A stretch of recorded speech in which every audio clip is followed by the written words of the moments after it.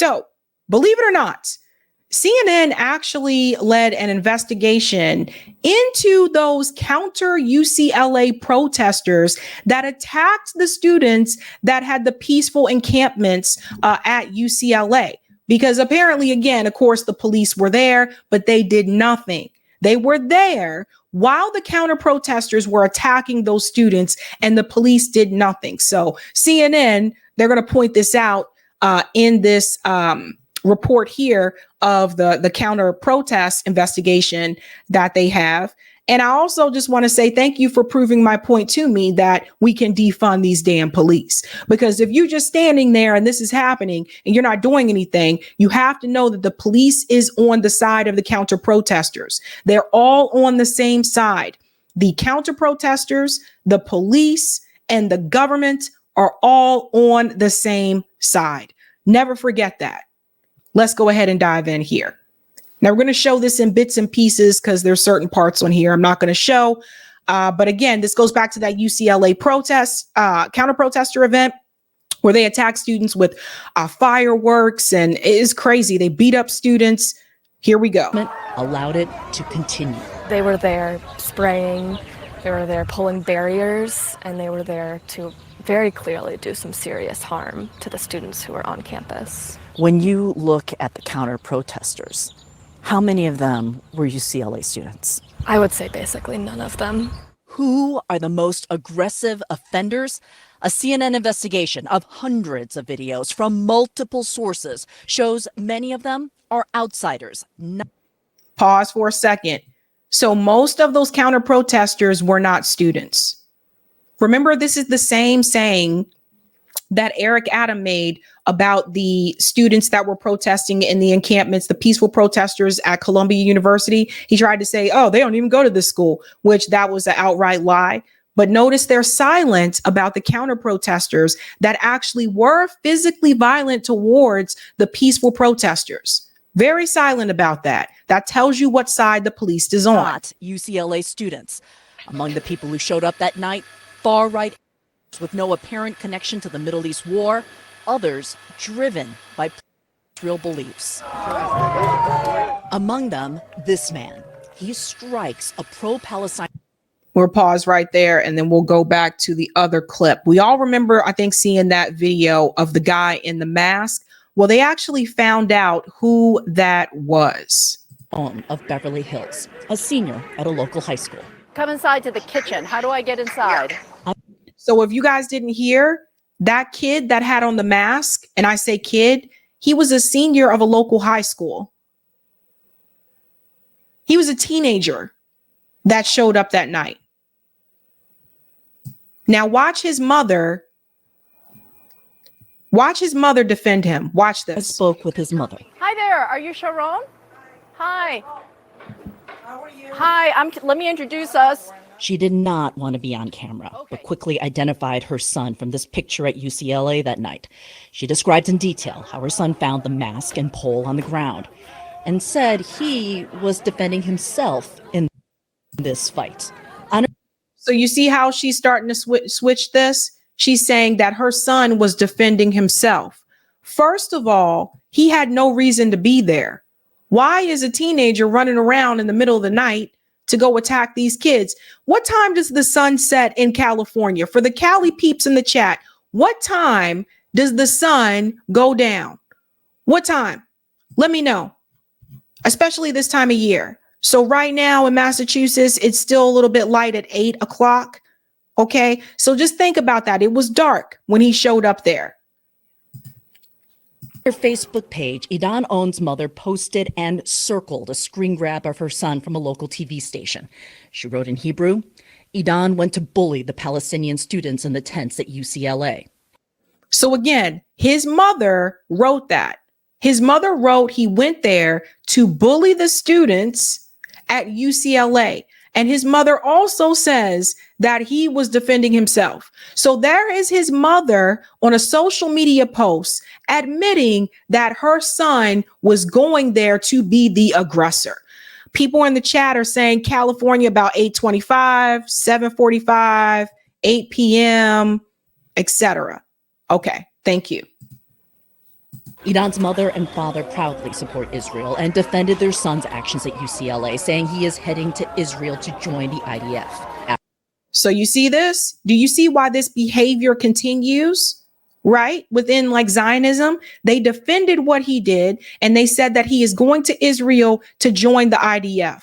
Now, again, who is the aggressor in this situation? The students in the tents are not the aggressor. They're minding their own business. The counter protesters that came in, they are the ones that were the aggressors. And the police did nothing to them. They stood by while they attacked those kids. This isn't the first time that police have done this. There have been other situations in this country where peaceful protesters have been attacked and the police did nothing.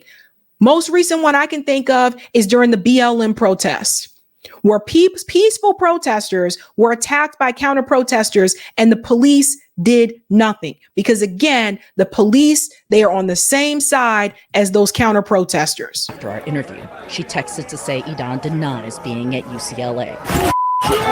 So then she said there that after the interview, he denies and declines being at UCLA after the mother already confirmed it. But there were also adults, like grown men that were counter protesters that showed up as well. Grown ass men like this guy. Let me make sure I turn the volume up just a little bit. Let me play. You're Mr. Bibian. Yeah, can you turn that off? You don't have permission to record me. Vivian was wearing the same jacket he had on in the video from UCLA. He's a Los Angeles resident, age 42, seen at a 2022 pro-Trump protest outside the Los Angeles FBI office. He did not want to explain why he's on video doing this. You're being a little rude, and I'm going to call the police if you don't leave. Sure. Okay.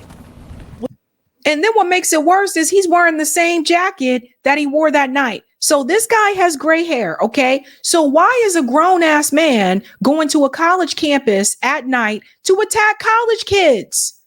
What is even happening here? Do you not have a life? You have nothing else to do with your life. Nothing else to do but go hit kids. Make this make sense, guys. We identified not just Tom Bibian, but other older men who have no apparent affiliation with UCLA. I mean, you've seen them at how many other events? Lots of different events, school board meetings, city council meetings. Angie Gavant is a Los Angeles area public school mom who's been tracking right-wing protesters in her area. The group who she'd seen protesting gay rights in public schools were drawn to UCLA that night. The revolution ain't happening tonight. Man down, man down. Though they were clearly at UCLA that night, there's no evidence these men participated in the violence. Here comes the Jews song, man. Cover your ears. The man who is live streaming, Narek Polyan, appears to be a persistent agitator who posts anti-Jewish tropes on his social media accounts. But he was on the pro-Israel side. Isn't that crazy? The guy who actually posts anti-Semitic content was on the pro-Israel side. He was a part of the counter-protesters. What the hell is going on with people in this world?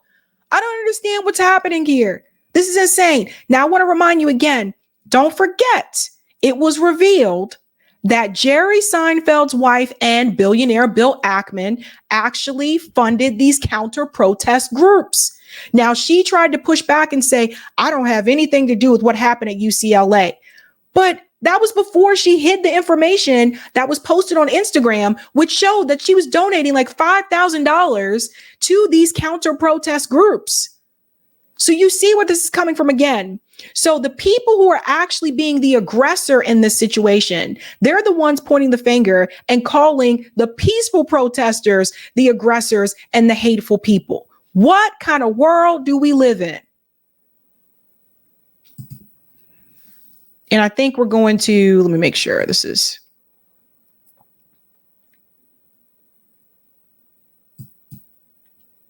Yeah, I think that's the end of that segment. And then we get to the part. Oh, wait a minute. I'm so sorry. I just want to make sure I speed up to the Anderson Cooper part. Okay, she did find him. Here we go. So she did find that guy, the one who was recording. So let's bring him in as well. Hi, I'm Kyung Law from CNN.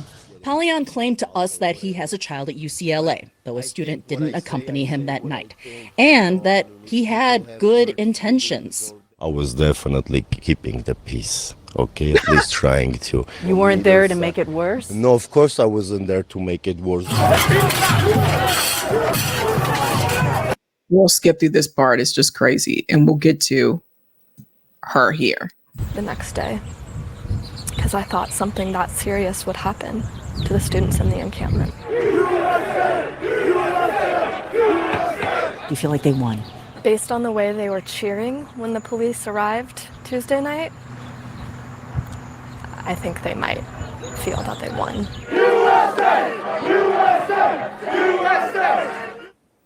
King Law joins me now. It's still stunning to me that the police, I mean, there seemed to be some police around, but clearly didn't seem like police really moved in very quickly at all to stop this. You can clearly find these people. What's law enforcement saying they're going to do, or if anything? So Anderson Cooper seems to be confused and doesn't understand why the police didn't actually arrest the counter protesters. You got to remember, Anderson Cooper is a Vanderbilt. He comes from wealth. So Anderson Cooper grew up believing that, you know, he's used to like calling the police and something happened. The police actually show up. They actually show up and protect his family's wealth, protect their property. Right.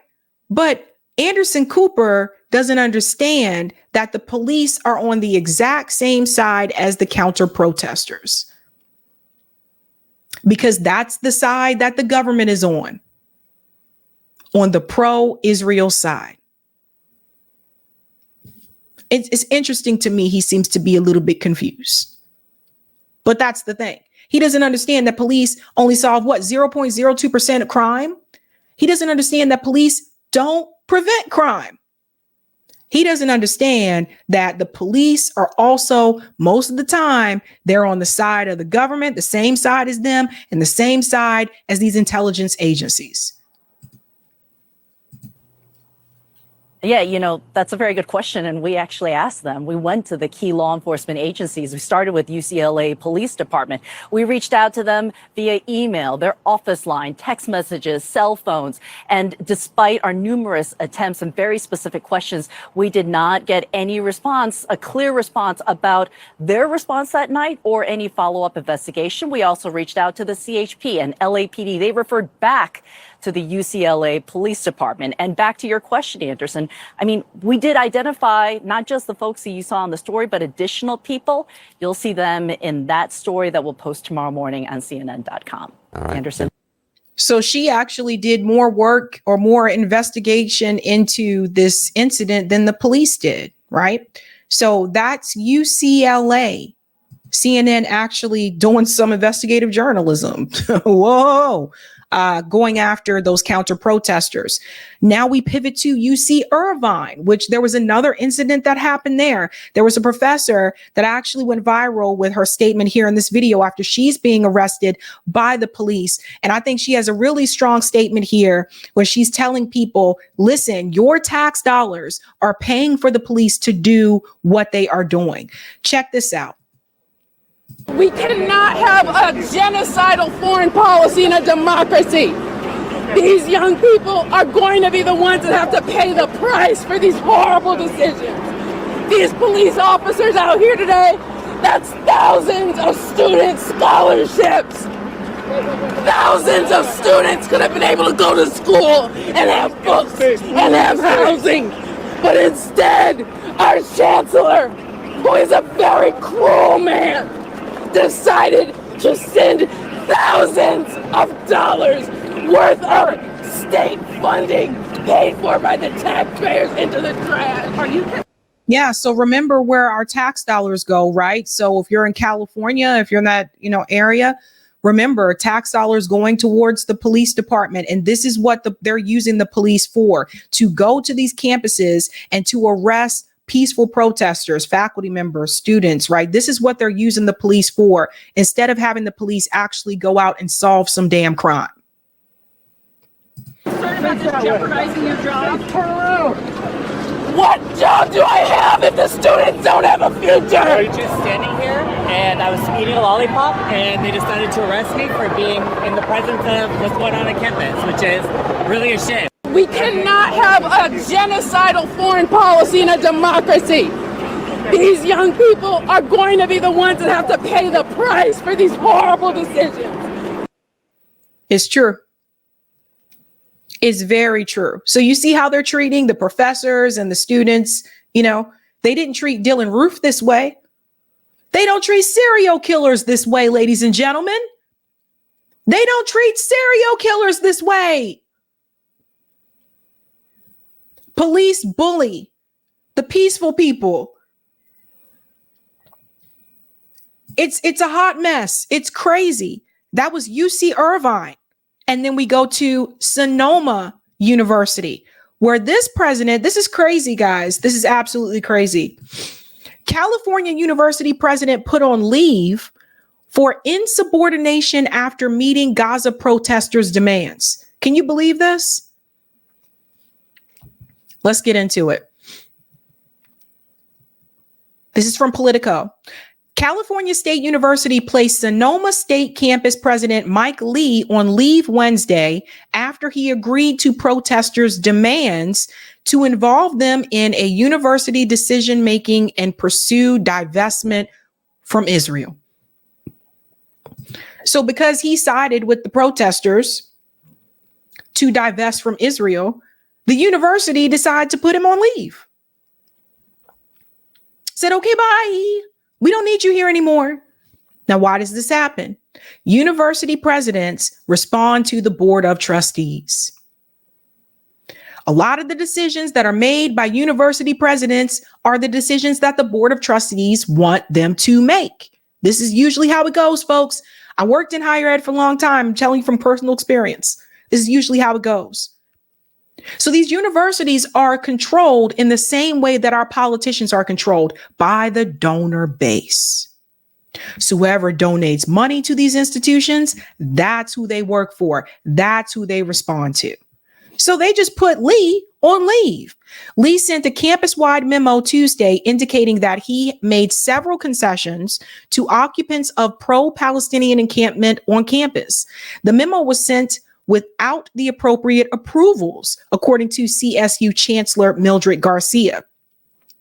It goes on to say, for now, because of this insubordination and the consequences it has brought upon the system, President Lee has been placed on administrative leave. The punishment marks perhaps the harshest disciplinary action against a campus chancellor or president in California over the handling of protests of the war in Gaza. It also underscores an unwillingness to divest from Israeli weapons manufacturers, as pro-Palestinian protesters across the country have increasingly demanded the last few months among leaders of the CSU system and its sister University of California system. So California universities include UC Riverside, UC Berkeley, and Sacramento State, and they've agreed to study divestment like some East Coast universities, but none have gone as far as Lee. Lee told the campus that he would initiate an academic boycott of Israel in which links to study abroad programs in the country would be removed from university pamphlets, among other measures. He also agreed to work with a local chapter of the activist group Students for Justice in Palestine to form an advisory council on some decisions.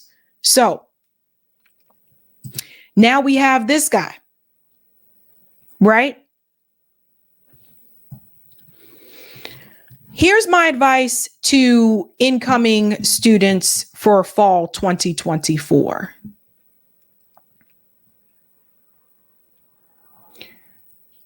You have two choices if you still want to make your voice heard in reference to this. If you have been accepted at a university for fall 2024, so you're graduating senior in high school, you can choose to rescind your offer. Imagine if a lot of people did that. A lot of students just rescinded their offer. Remember, these colleges, they actually need students in order to survive. The students are the customers. Without the students, you don't have the professors, right? Because there's no one for them to teach. Rescind your offer for fall 2024. You can do that. And you can start a massive movement over that. Now, you're wondering, what do you do in the meantime? You can take a gap year. This is more common these days. You can take a whole year off where you just work that year, get some work experience under your belt, and then decide later. You don't have to start college immediately after you graduate from high school. You could go to a tech school. You can go to a vocational school. You can go to community college for that first year. So these are things that you can do. And I think if you created that type of movement in this country, then they would have to listen to you because they're not getting your money. Without your money, without your business, they do not exist. No students, no customers. No customers, no money. No money. The board of trustees is going to get very angry because they're going to want to know, why are they donating money to this university, investing in this university, and you can't put butts in the seats? That's how it all works, folks. Now, some people say, don't tell those kids that. You're going to ruin their future. The future is already messed up. And choosing to take a gap year and not go to college immediately after you graduate from high school, that is not going to ruin your future.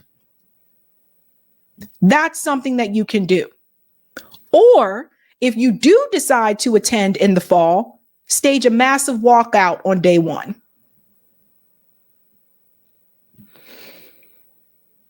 Two options, because they're not going to let you set up the encampments again, I don't think. What a mess, guys. What a mess. Ay, ay, ay.